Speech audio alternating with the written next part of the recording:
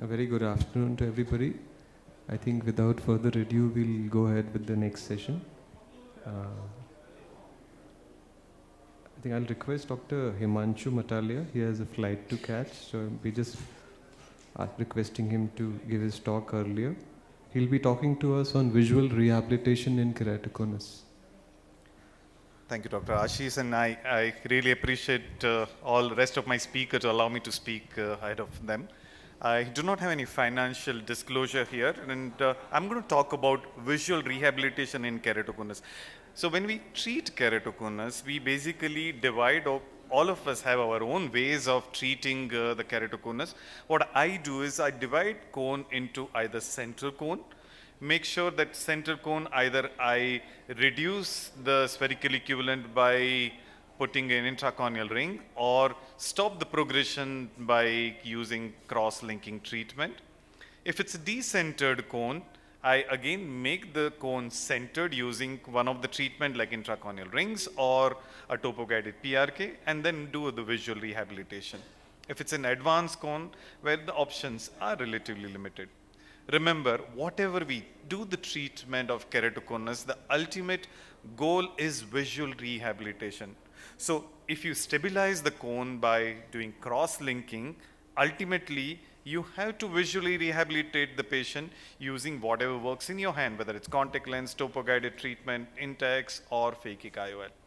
So if we take one by one, let's talk about the contact lens.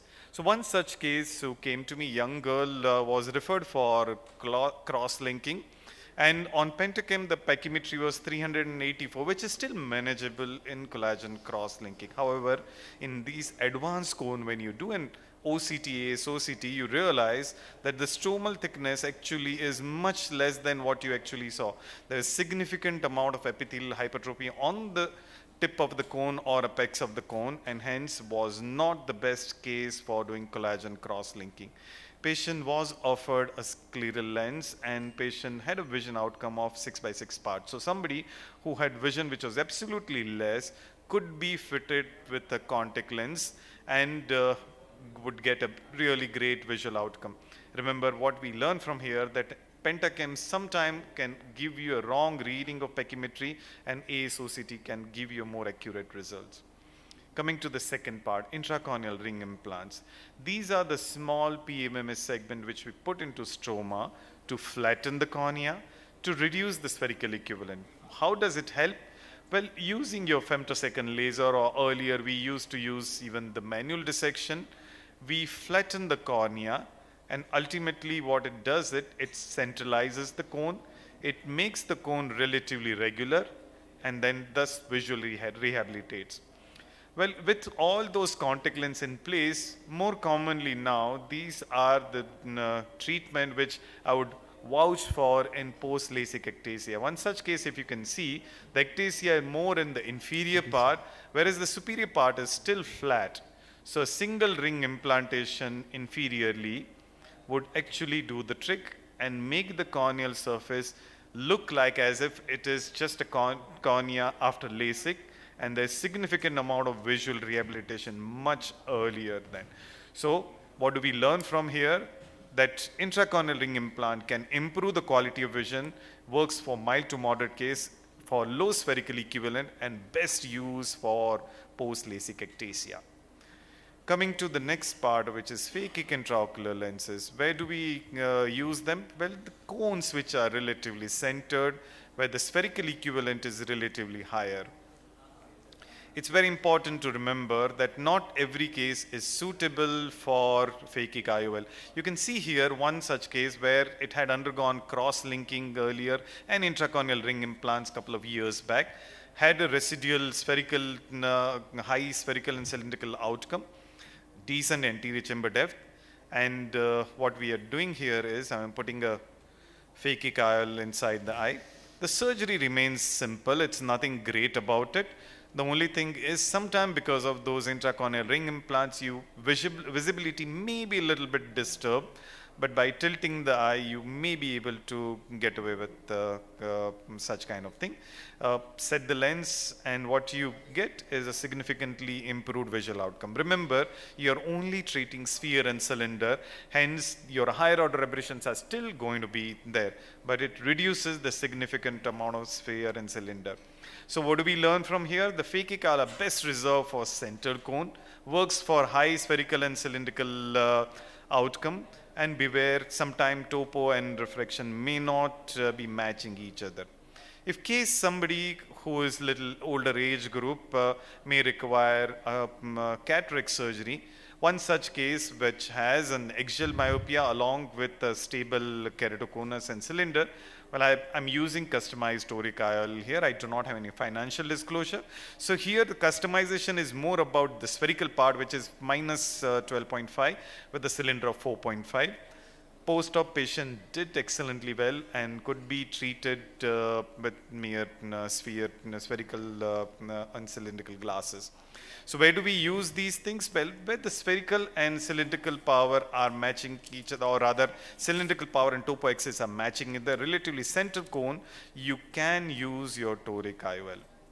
The final part is topo-guided PRK. The topo-guided PRK works in cases where the pachymetry is relatively good and the cone is either centered or slightly decentered. If it's too significantly decentered, remember, to regularize the surface, you would be burning significant amount of cornea. So when you look at here, the cone which is relatively centered or paracentered, after topo-guided treatment actually became like just a vertical bow tie pattern, and we could actually achieve the outcome significantly. Patient was given a soft contact lens and did well. So yes, we can improve the irregularity on the surface, but remember, there is a limit to which you can improve the irregularity on the surface. If it's an advanced cone which does not give you any other option but to do a deep anterior lamellar keratoplasty, I'm here doing a femto-assisted mushroom graft. Deep anterior lamellar keratoplasty helps you to retain your own endothelium or patient's own endothelium, and works wonderfully well, whereas the shaped graft like mushroom graft can help you to improve the suture-induced astigmatism and can help you to visually rehabilitate patient much faster. To summarize, the keratoconus treatment is based on individual location of the cone and spherocylindrical status of the eye, and can be treated significantly and can visually rehabilitate patient very soon. Thank you very much. And I again want to thank organizers and the chairperson for allowing me to present first. Thank you. Thank you so much, Dr. Himanshu, for sharing this. These were like pearls of management of keratoconus. And I think the most important takeaway apart from the pearls was that we need to keep the end visual outcome in mind before doing any procedure in keratoconus patients, whatever we do. Okay. Thank you so much. Thank you, Doctor. Safe journeys. I'll request our next speaker, Dr. Deepak Kumar Gupta. Are you ready? He'll be going to talking on corneal tomography in clinical practice. Please. Distinguished Dr. Nagpal, respected friends, dear friends, greetings from Nairobi, Kenya. I have mainly a theory presentation, and kindly excuse me, it's a very long presentation. I'll try to skip most of the basic slides and give you the practical tips. And normally we call tomography as topography. The difference between topography and tomography is basically study of the anterior surface of the cornea, while tomography is anterior surface plus posterior surface. Sir, are these your slides? Okay, I thought there was some. Okay.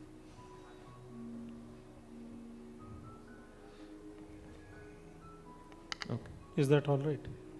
Sorry, I'm sorry. I thought there was some overlap. That was for Ashish Nagpal, the videos. Okay. Please, go ahead. So, the topography is study of the anterior surface, tomography is study of the anterior, posterior and the corneal stroma. I'll be very brief, I'll be skipping the corneal Optics, I'm sorry for that. I'll be skipping the optics, geometry and definitions, and these things, cardinal points, axis. I'll straight away go to the, this is because of the paucity of the time.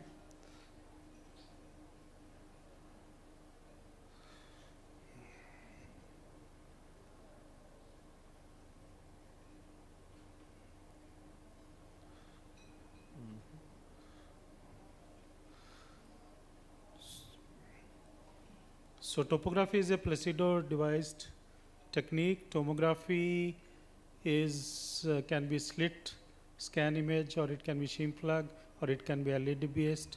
And the topography only gives angle kappa, angle alpha, and lambda, which can be directly measured by the topographer. Tomographers, we do measure it, and we should measure it, but it is indirect. And topography is affected by tear film and other things. And in OCT-based tomographers, stromal haze is not encountered because the wavelength being used is shorter. So these are different type of devices. And the main thing here is the elevation-based tomography. My presentation is basically on shim plug-based device, and coverage is limbus to limbus, and it evaluates both surfaces, and angle kappa is measured indirectly. So the basic map is four map refractive or composite map, and this is the picture of the map.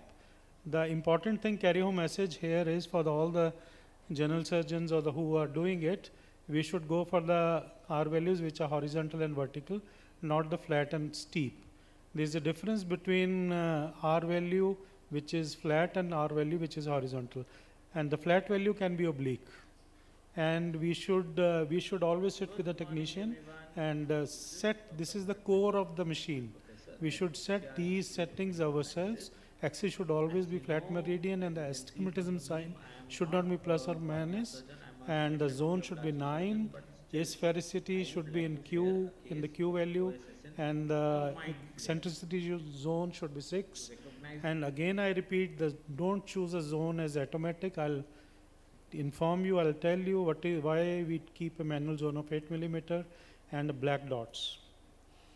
So the color bar settings are two types, normalized and absolute. Normalized is when the computer adjusts. Absolutes are the absolute values. There are different increments. There are different color systems available. The absolute values are same in each system. The most common are Bell-in, Smolek. Smolek is basically used for posterior tangential elevation maps, and Ambrosio too. It is pure theory. Anybody who's interested can learn few things. And these are the recommendations. Bell-in intuitive color map should be used for curvature maps. These are the take-home message. And Bell-in intuitive should always be used for the elevation maps. Ambrosio 2 should be used for the pachymetry maps. And these are the scales. The technicians, the company people come and they talk to the technicians. The doctor never knows. Our scale should be curvature maps 1D and 1.5D for the tangential maps. And this is important. The color scheme should be Smolek. And 5 micron of the absolute scale should be for the pachymetry, and 5 micron for the elevation maps, and always 61 color. This is what you will get on the machine. And again, I want to draw your attention to these 5 points. Anybody who's doing the topography, these 5 points, there are 1 circle, 1 dot, and 1 line. Circle is the thinnest location, dot is the pupil center, the line is the pupillary edge. The 2 whites are the apex, and the diamond shaped white margin is the like minimum radius or the Kmax. I repeat, always look for these 5 points in a topographic analysis. You don't need anything else. Just only these black points are easier to identify. These 2 whites are difficult. This is the Kmax reading, which is in the periphery, which shows us that there has been a misalignment. Similarly, the black dots, this area has been interpolated intelligently by the machine. And this, if you are getting this, kindly change the settings. This is the elevation map, just have the thinnest location. and tell me if I want to go slow, I'll go slow. This is the thinnest location, this look for the circle. And remember, these are the advised standard. We have to use a float, I'll explain, optimized shift and the manual diameter. If we use auto diameter, it is less. If we use smaller diameter, it will lead to underestimation. A bigger diameter of 9 millimeter will lead to overestimation. Then these are holiday, we are not discussing holiday here. Important thing to know is technician step and the consultant step. You have a technician or the optometrist who's doing the tomography for you. The quality specification should be okay. If it is not okay, you click on the zone and you choose the minimum interpretation, the maximum extrapolation value, and you can still use it. And there should be no extrapolation in the 9 millimeter zone. This is the extrapolation. This is the extrapolation zone, and this should not be there. And if you are taking, the technician has to take 3 captures. The median K value of the K max should be, the average K value should be less than 3 diopters. If it is more than 3 diopters, kindly disregard it. And we have to see the misalignment and the large angle kappa. I'll just show you how to do it. And the misalignment, important thing is X is always negative in the right and the positive in the left, and Y should be either positive or negative. It is the same sign. X and X is should not be more than 200 microns or 0.2 millimeters. I'll show you the examples. I hope you can see it. Here the value of Y is in minus. Here the value of Y is in plus. This is misalignment. Large angle kappa, if you see, the X value is more than 0.42, but here it is 0.68 and 0.69. It is large angle kappa, but there is no misalignment because the value difference is not there. Because the Y and Y are similar, the X and X values are matching with each other. Consultant step is the 3 steps. He has to see what the technician has done and plus to see the astigmatic disparity. What is astigmatic disparity? Is the difference between the tomographic astigmatism and the manifest astigmatism.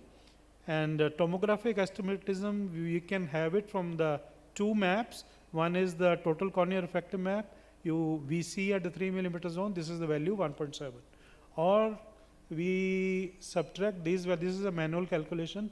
We subtract the posterior elevation, posterior K values from the interior K values. We get the total. Here 4.7 minus 0.9 is 3.8 at 3.3 degree. 3.3 is always the flat axis. So difference of the tomographic astigmatism versus manifest astigmatism should not be more than 1 diopter. The axis should not be more than 10 degrees. If it is there, then you repeat the capture or it is invalidated. QS, I have already told you. If it is not okay, you can take the median scan. Q value should be in the 6 millimeter zone. I am skipping these slides. K1, I repeat again, it is the flat K1. It is in the, it can be oblique, but it's not the horizontal. And remember, we don't look at the colors. If we look at the horizontal of the anterior curvature, if you look for the blue, it is with the rule. If it's the R vertical is blue, it is against the rule. This is the table. These are the overview. If you have a Placido based device, the K minimum should be 47 and holiday it is 48. Again, in the pentacam does not give us the true corneal refractive power. We use a subtraction method. Keratometric indices are given here. Again, take home message is if you see a posterior astigmatism more than 0.5, it is not normal. Again, the corneal apex is in the pentacam is not true corneal apex, but we take it as a 0, 0, 0. Pupil center is spirotemporal, and if the Pachy you get it is less than 435, it is not normal. Again, take home message, if the Y coordinate is more than 1 millimeter, it is not normal. Please note it down. And this will not come in the graphs. And again, the thinnest corneal thickness difference. This you have to do manually. You see the thinner corneal thickness between the two, right and the left. If it is there more than, if it is more than 34 microns, it is not normal. And the difference between the Pachy apex and the thinnest local Pachy difference. Repeat, the the thickness of the cornea at the pachy-apex and the thinnest local points. If it is more than 10, it is not normal. Then PS3 system I am not touching today. Keratometric power deviation has been discontinued. Again, is anterior chamber angle, we get it from the pentacam with less than 24 is precursor for the angle closure glaucoma. When using corneal maps, we have 4 factors. You can see them. Mostly we use factor 1 and factor 2, but sometimes we use factor 3 and factor 4 also. Basically, we use refractive map, true corneal net power map, equivalent K reading, and corneal refractive power map. This is the sagittal, this is tangential.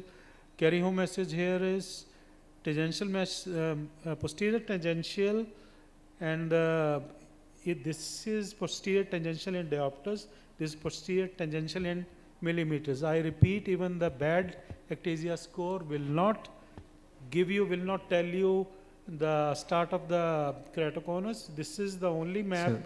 Sir, can I interrupt? Can you conclude, sir? I think Yes, sir. Yes, sir. Just can I have 1 minute? Yeah, please. I think Yeah. kindly conclude. So posterior tangential map is a precursor for the ectasias. Corneal power maps, the difference gives the spherical abrasions.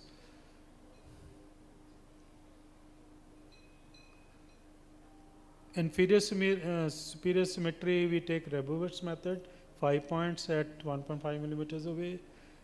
This is the average method. We take in the second circle, decrease it. These are the values for the atypical values. Reference, just remember the computer calculates the average reference surface and gives us the value. This has been devised by Ambrosio. I'm not going into the details. These are the values. Just remember, even the 2 standard deviation values are 2 standard deviation is equal to 94.5% of the values. This is the principle. We should also see these things are not seen. Front elevation thickness and back elevation thickness. This should not be more than 10 microns. Progression index is also important in PS3 system. This is in green, blue. The average values I'll just show you.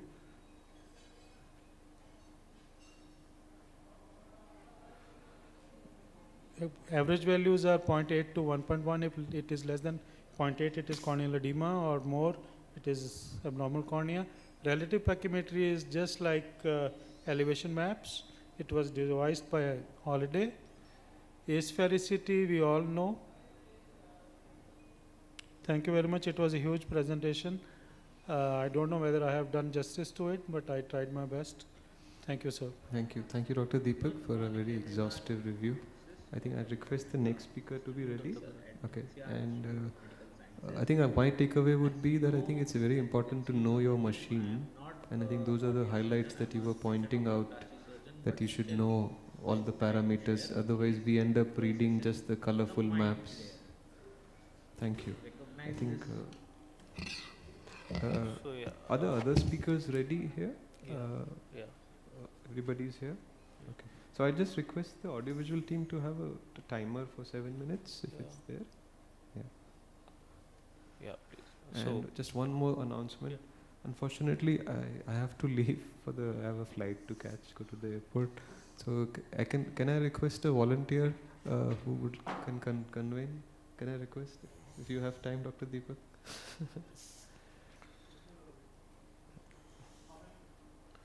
Three more speakers, I think. There are 6 more speakers, I think. You have time, sir? Or do you have Okay. If you can, because I had to leave at 1, I think. Yeah, I can be here for 5-7 minutes, then I'll push. Please come, sir, if you can. Thank you. Thank you so much. Please go ahead. I think you can start. Can you introduce yourself? I'm Dr. Bharat, and my Dr. topic Bharat is Mehta. OSSN. Okay, on Yeah. OSSN. You were talking about OSSN? Okay. Yeah. Please go ahead. So this will be a very brief talk because I am not a cornea person at all. So I came across this scary creature which you might have seen in Stranger Things. So you can cut the audio on my PPT. I don't need it.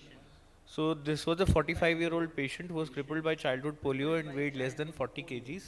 And 1 year back, he was diagnosed with a traumatic scar by a village practitioner, and he was unable to work because of constant watering in his eyes. This is the reason he had a huge tumor covering more than two-thirds of his cornea, extending from the superior to the inferior fornix and laterally up to the lateral rectus. We did his investigations because of his low weight. I did TB investigations also. Everything was normal, and there was only partial involvement of the lateral rectus, but there was no intraorbital or intracranial extension of this tumor. So I went with a wide excision with a double freeze thaw cryo, mitomycin C on the scleral bed, alcohol delamination of the epithelium, and I excised the tenons around the LR, but found out that the muscle was okay, and the entire defect was covered with amniotic membrane. On the third post-op day, the best corrected visual acuity was 624, and on 31 days, his best corrected visual acuity became 69. Post-op, he had initially a lower lid entropion, which resolved with observation. There was initially a temporal PUK at the site of excision, which improved with topical cyclosporin and steroids in 4 weeks. There was severe MGD for some reason that also resolved with time with and oral doxycycline. And recently he had a cataract which was done phaco, and finally he is recovered to 6.6 visual acuity. So the management of OSSN is pretty standard. If the diagnosis is certain, then we go with surgical excision with positive margins with the Shields method, and we can even go for initially a medical debulking using interferon alpha 2b, flyfluorouracil, or even mitomycin C injections. Recently, HPV vaccine has also been used for tumor reduction. So this is a small video which I usually show for residents. So this is the monster of OSSN. And the surgeon is troubled. We initially give interferon to reduce, but it still might not come under our control.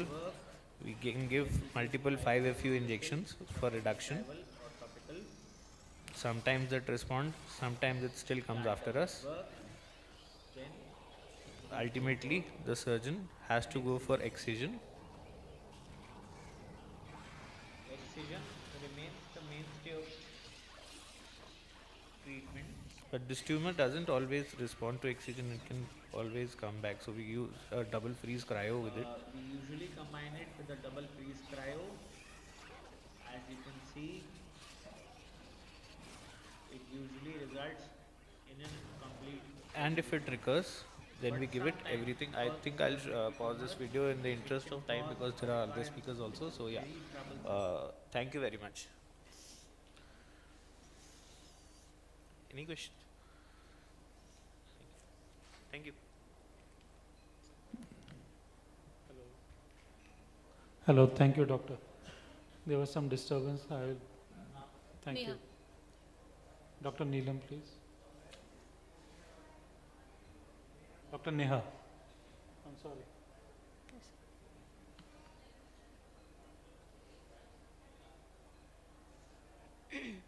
A very good morning, good afternoon to all. I would like thank you AIS committee to allow me to speak on this topic.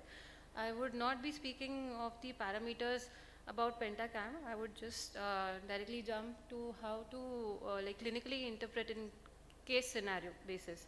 Okay, because sir has already explained them in depth.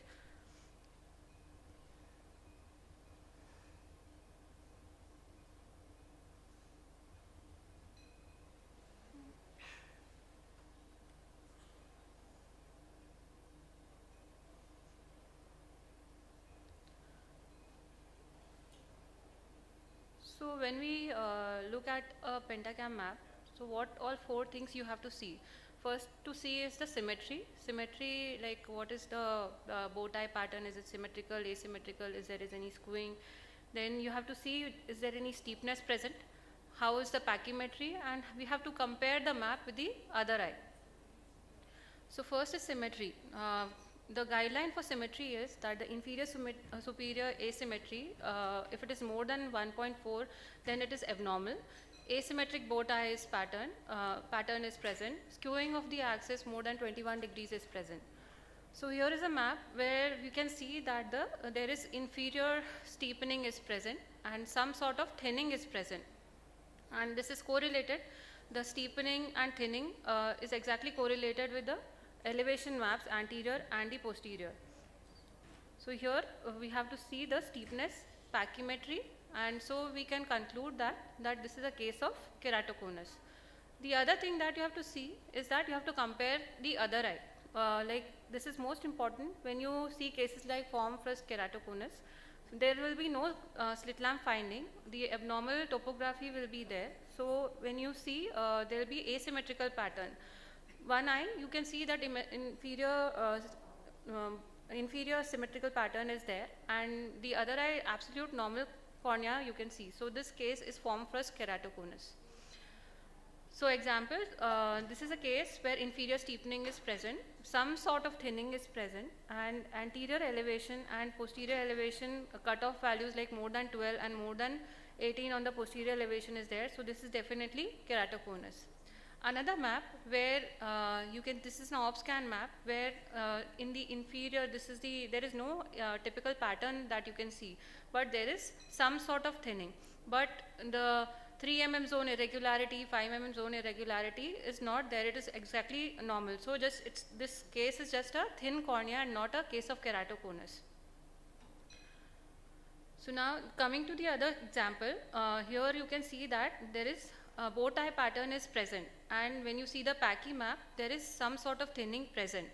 But when you see the anterior elevation looks normal, but the thinning which is present at the apical thinning that you can see the thinnest location, that is around 490, and the thinning corroborates exactly with the posterior elevation point. So this is not normal. These cases should not be taken for refractive surgery. These are high risk factors.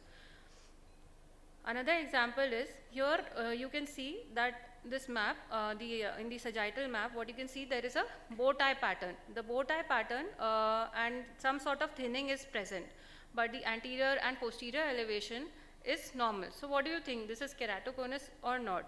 Then what you have to see is that you have to compare it with the other eye as well. Here what you see is it is exactly mirror image of the right eye. Both bow tie patterns are like mirror imaging, and this is definitely not keratoconus. The other example is that here you can see there is some sort of inferior steepening is present and thinning is also present. So here would you go ahead and do a refractive procedure? Definitely no, because cornea is way beyond, like less than 500 microns, and inferior steepening is present. Then you see the other eye as well. Then what do? You compare it with the other eye. Other eye also shows some sort of inferior thinning. You definitely will not proceed with a refractive procedure, but what you will do is keep the patient on a follow-up, regular follow-up. So on follow-up also, the patient had maintained same type of keratometry findings, but there was no, this patient cannot be undertaken for refractive procedure. Here another example is where some sort of steepening is present. Steepening is present and thinning is present, but the anterior and posterior elevation are absolutely normal. So this is not keratoconus. But when you see, compare it with the other eye, what you see is there is some sort of superior steepening is present. Superior steepening, and because of this patient again cannot be taken for a refractive procedure. Another example is like here you see some sort of steepening, but the corneal thickness is absolutely normal. The anterior posterior elevation is normal. Then you have to compare it with the other eye. The other eye looks absolutely normal. So here what is the problem? The problem is not there exactly. Like here you have to see the astigmatism as well. Here in the right eye, what I had shown is that the astigmatism is less than 0.5. So all the rules that are the cutoff values to take the patient for refractive surgery do not apply, because the astigmatism is less than 0.5 and this patient can be safely taken for refractive procedure. Another example being, here there is no no classical pattern can be seen. Corneal thickness is normal and the elevation points are also look normal. You compare, looks like fine, that the cornea is fine. Then you compare it with the other eye. Other eye also looks the similar pattern, like no classical pattern, thickness is normal. So this patient can be taken up for refractive procedure. Another example is like here what you see is there is the symmetric bow tie pattern is present, but cornea is somewhat steep. Corneal thickness is normal, the anterior posterior elevations are normal, and but this eye is absolutely normal because there is the symmetrical bow tie is present, but it is a steep cornea, but it is normal eye. And the other eye has also the same finding, so this is just a steep cornea and not keratoconus. See, another example here what you see is that there is inferior steepening, but the inferior steepening is not related, the thickness thinning, the minimum thickness is not at the correlation of the steepness, it is somewhere else. So this is not keratoconus, this is an eye like the post PK scar. So thinning is present at somewhat temporal region. So you have to know from where you have taken the, this is important, from where you have taken the scan. Sometimes it can be misleading. Another example is like here you are seeing a scan of OPSCAN where inferior steepening is present, but thinning is seen in the superior side. So this is also not correlating. And when you see the other eye also, the inferior steepening is present and thinning again is not correlating to that point. So what is it? It is very important to see the patient again clinically, examine the patient clinically. So this patient had SPKs present post-viral conjunctivitis. So we had started treatment for viral conjunctivitis, and the patient's symptoms had improved and the findings that were seen on the OPSCAN significantly improved. Another example being here again some steepening is present. Cornea is minimally thin, but it is correlating with the steepening. And when you see the anterior and posterior elevation, it is beyond the normal values. So this is also a high risk case and should not be taken for refractive procedure. Can you conclude, doctor, please? Okay. So this for here what you can see, I'll just take 1 minute. Here this is, what do you see? Do you think that these scans are of keratoconus? No, like you have to correlate the patients with clinically examining the patient. This is like scar patients after corneal tear repair. So steepening can be seen in all these cases. So corneal conditions like pellucid marginal degeneration, there will be crab claw-like appearance, and like this sagging kind of against the rule astigmatism can be seen. Some patients you have to see them carefully because they look just like against the rule astigmatism, and you have to see the other eye scan also, so that you should not miss the pellucid marginal degeneration and proceed with a refractive procedure. Then in Turrian marginal degeneration, you will be seeing again against the rule astigmatism. In keratoglobus, generalized thinning will be seen, and then this is a case of like where there is DM split.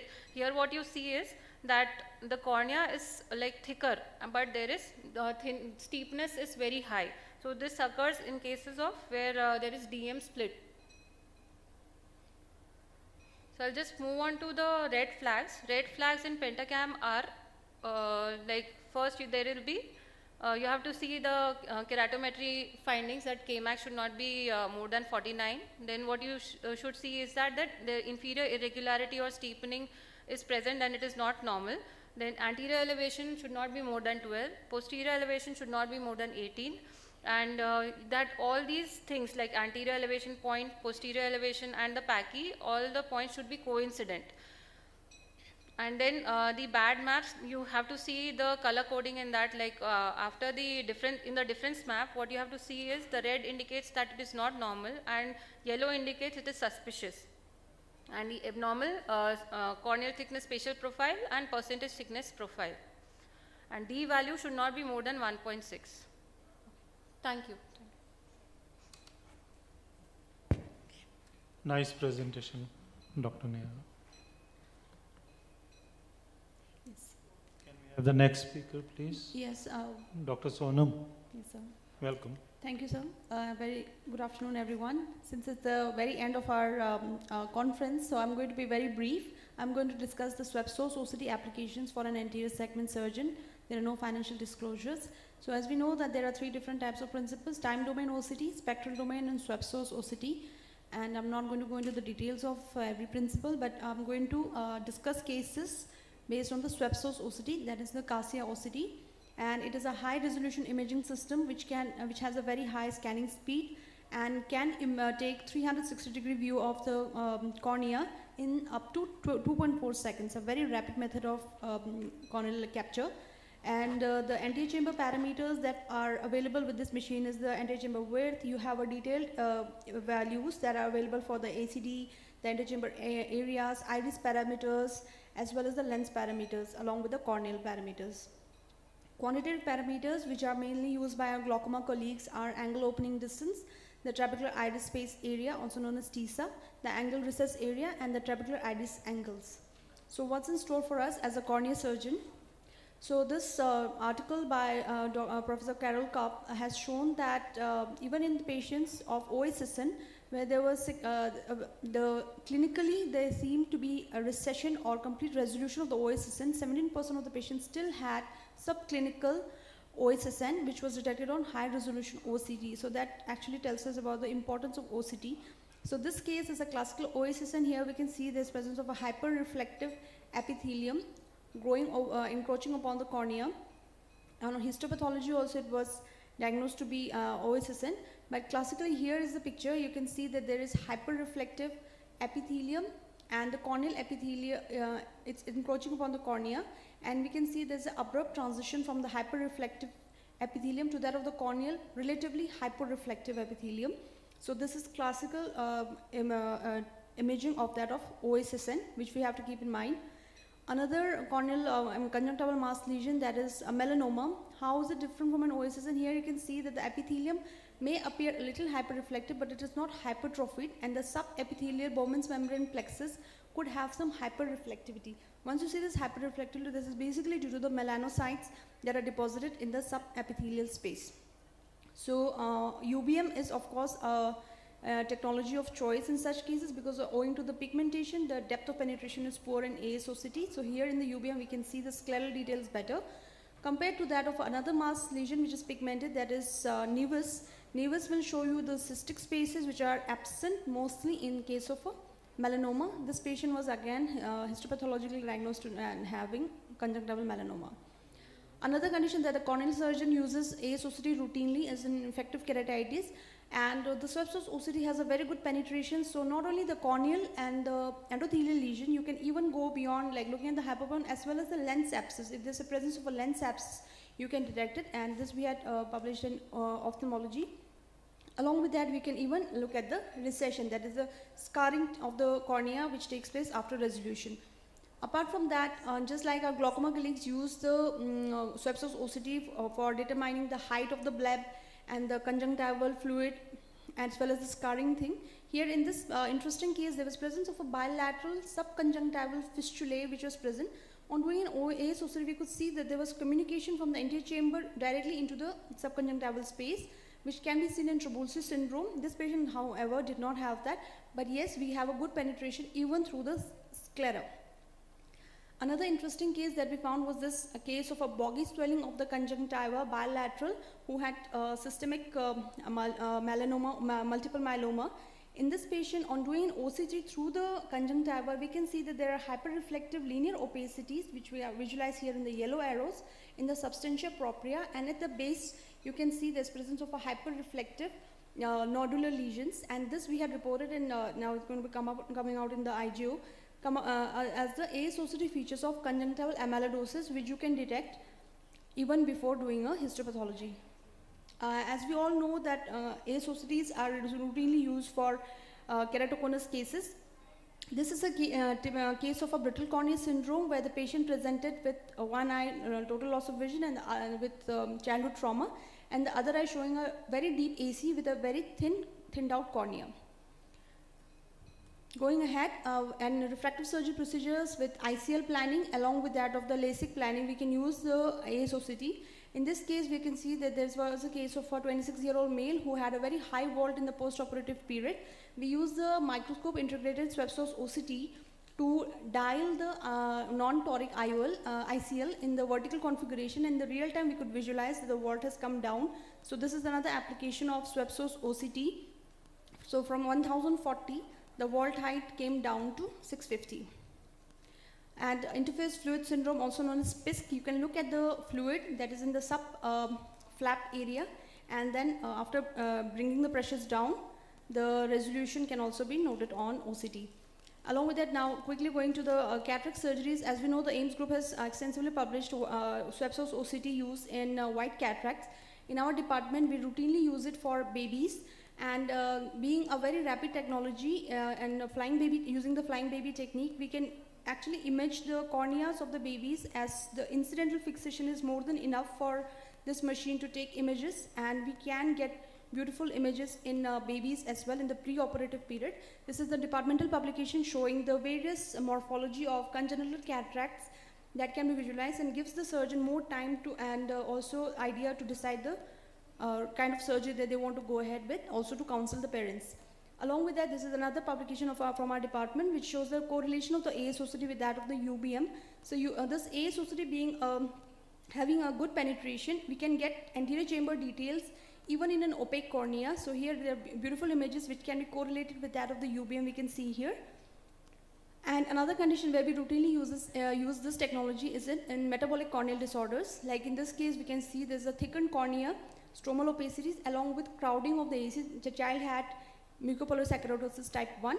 Another case where cornea appears to be relatively of normal thickness, but there is presence of a hyperreflective epithelium basement membrane complex. On doing histopathology, we could find the thickened epithelial Bowman's membrane complex, and the child came out to have mucolipidosis type 4. So I would like to conclude by saying that swept source OCT is a versatile non-invasive imaging technique which facilitates qualitative as well as quantitative study of the ocular surface. And because of the greater penetration, it can be used further in studying the anterior segment structures, and its application in the pediatric corneal and cataract needs to be adopted in mainstream practice. Thank you very much. Nice presentation.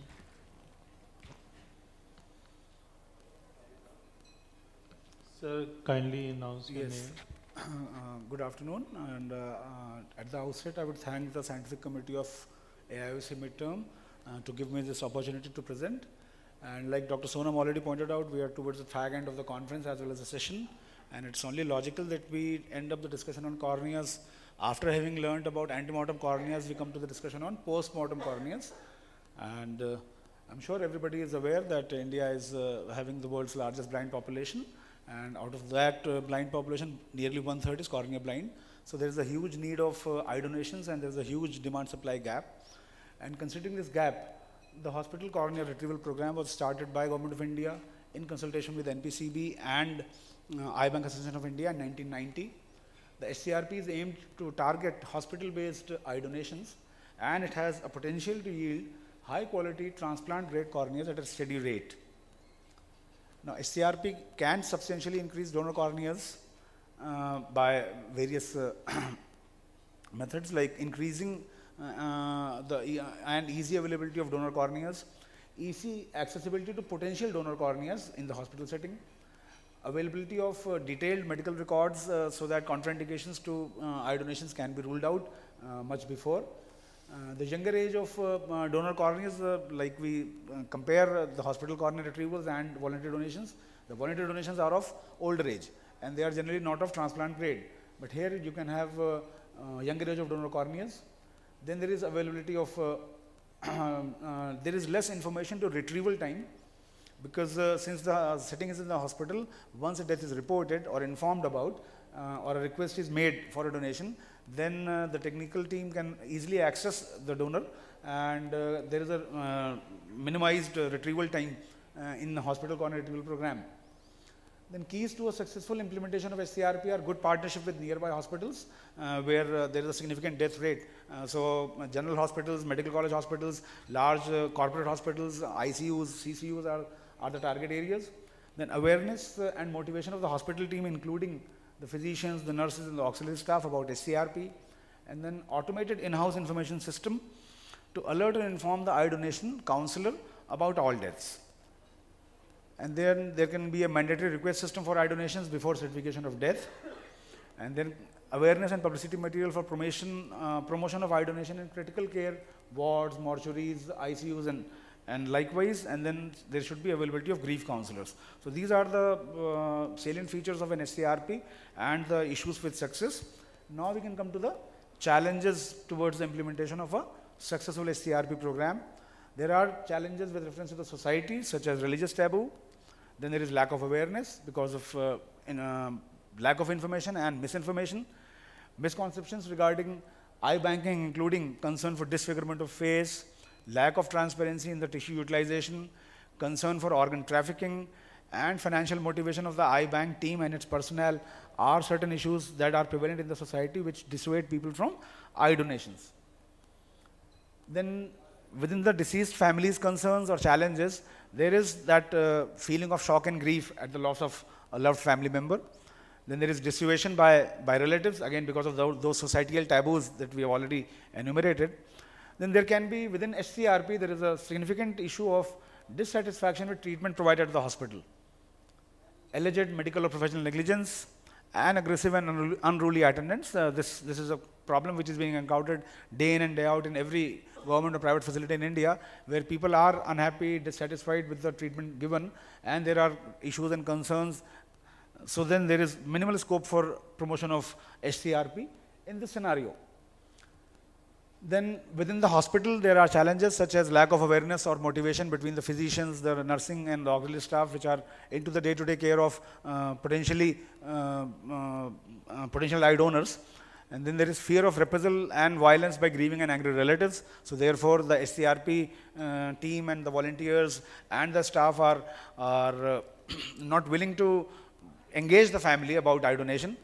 Then there are fears of allegations of medical and professional negligence, like the angry relatives might say that due to the purpose of donation, the patient is not being taken care of well and the patient is being left to die. Then there is lack of grief counseling by hospital staff, because breaking bad news is an art, and if the staff, auxiliary or otherwise, is not aware of the methods to talk to grieving relatives, then there is no scope for SCRP. So grief counseling is a must. Then poor coordination and delayed information to eye bank again is a cause of concern. Then challenges at the level of grief counselors are poor and ill-trained counselors, demotivated or lack of motivation among counselors, complacency once targets have been achieved, fatigue, and of course inadequate remuneration. Then issues with eye banking itself, eye banks, at the level of eye banks, there could be inadequate infrastructure, inadequate staffing, poor ill-trained staff, lack of motivation commitment, again likewise in society, in staff and in counselors everywhere, and inefficient protocols in eye bank functioning and poor coordination with the partnering hospitals are issues with the eye banks which can lead to failure of SCRP. And then there are changes and challenges at the level of the government policies. The most important is lack of presumed consent policy in India. So no death is presumed to have consented for donation unless otherwise. And then there is this provision of mandatory informed consent from the next of kin. There is lack of opt-out policy where people are supposed to explicitly opt out of donation opportunities. And then there is lack of mandatory notification of death by hospitals to eye banks. Then we have non-payment of tissue processing fee to the eye bank, so that leads to demotivation of the eye banks and their financial liabilities. There is lack of regular ongoing financial support to promote the quality and utilization of corneas, no viable financial sustainability models for eye banks, and there is underutilization of government funds earmarked for capacity building of personnel. So all that manpower related issues are basic fundamental to eye banking, the staff both. Then at the level of government, there is non-uniformity in qualification and training standards of eye bank personnel.